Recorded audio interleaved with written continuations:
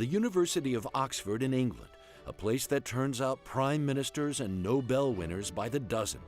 Albert Einstein studied here, as did Oscar Wilde, and now too, American Jory Fleming, along with service dog Daisy. There's always a lot going on, maybe a bit too much going on. You know, while you're here, you got to make the most of it, and it all seems to fly by. Perhaps you'll remember Jory.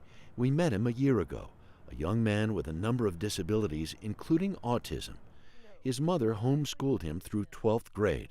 One of the keys to his emergence was a pet bird named Federer. Of course, animals don't use language to communicate, so it's kind of like me. I'd rather not use language too sometimes. The straight-A student from the University of South Carolina had just learned he'd been awarded the Rhodes Scholarship. I was very surprised. I thought they got the name wrong. Hanging with Jory at Oxford, it's hard to imagine that as a child he was acutely sensitive to light and sound and incommunicative.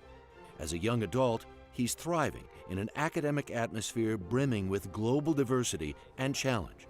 He thinks here autism might be an advantage.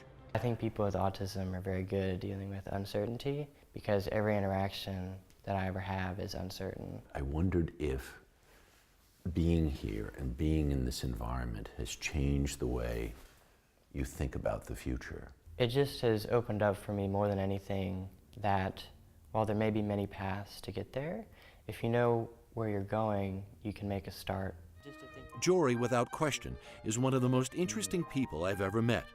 While happy to devote most of a day playing an impossibly complicated board game, don't ask him how old he is. My brain sort of kicks out information that it doesn't want, and many things that it doesn't want are other things that people like to talk about.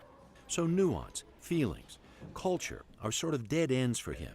Still, he is passionate, funny, and unimpressed with the coffee in the UK. You can sort of dwell in that, or you can give the British thing a try.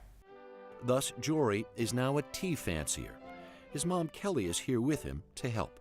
Do you see Jory growing here? Oh, I do. He just sounds more mature. There are a lot of people who care about him and who are supportive of him. Jory's working on a master's degree in environmental change and management. Come summer, when it's time for a break, mom and son are going to head south. But I know she's interested in Italy and Spain because there's a rumor they might have more sun down there. So we're going to go check it out, investigate the rumor. For Sunday Today, Harry Smith, Oxford.